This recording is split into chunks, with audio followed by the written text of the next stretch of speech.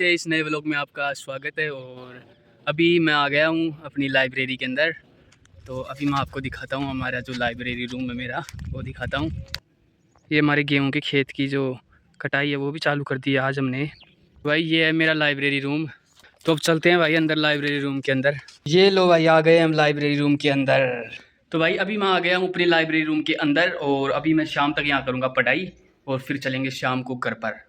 जब तक पेट खाली हो जाएगा ना मेरा तब चलेंगे घर पर। अभी तो ठीक है, पेट को भर के आया हूँ मैं अच्छे से।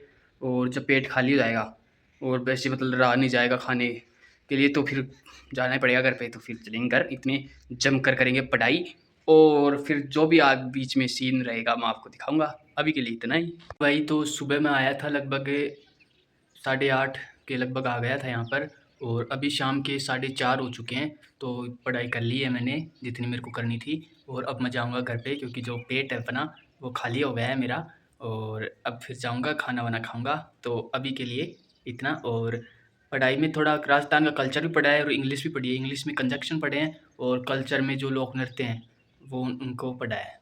तो भाई अभी गर्मी का मौसम चल रहा है। इस जो लाइब्रेरी रूम है उसके अंदर ये टिन शेड लगी हुई है। ये दोपहर के अंदर बहुत तपती है भाई। लगभग जब 1 बज जाता है, दोपहर के 2 बज जाते हैं तो बहुत ज़्यादा ऐसे ताव आने लग जाता है, ऐसे गर्माहट आने लग जाती है। हम राजस्थान से हैं वैसे, हम राजस्थान के अंदर रहते हैं और राजस्थान के अंदर एक ज़िला है सीकर, मैं वहाँ का रहने वाला हूँ। तो यहाँ पे जो थोड़ा टेम्परेचर है ना वो गर्मियों का जैसे मौसम है ये भी और ज़्यादा भी है टेम्परेचर, तो उसके कारण थोड़ी प्रॉब्लम होती है। लेकिन कोई नहीं, जो भी है झेलते रहते हैं उनको तो।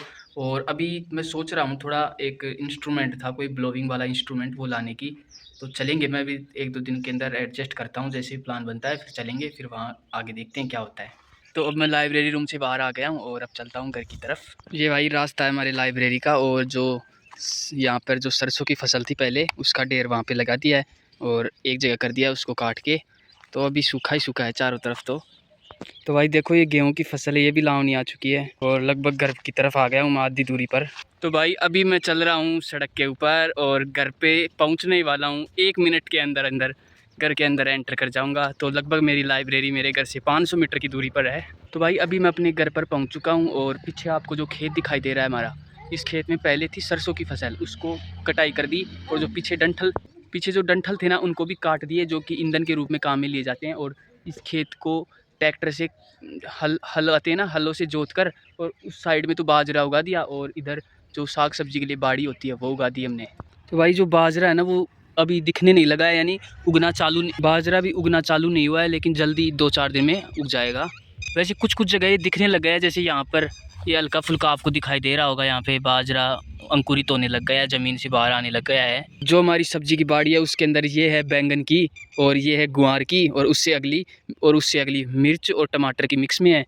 और फिर आगे भी मिर्च की बाड़ी है और आगे जो गर्मियों में खाने वाले फ्रूट होते हैं जैसे कि खीरे हो गए और जो मतीरे हो गए वो उगाए हैं हमने वहाँ पर।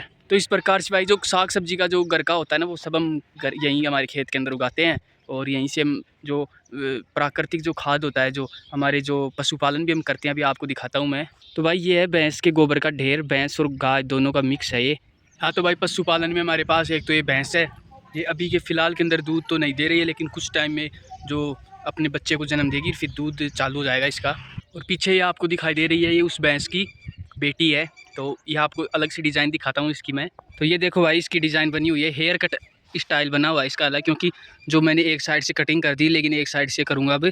आज एक ही साइड से हो पाया, एक साइड से शाम को कर दूँगा या फिर कल कर दूँगा। और एक हमारे पास ये गाय है और ये गाय अभी दूध देती है, लगभग 10-11 लीटर के आसपास इसका दूध है।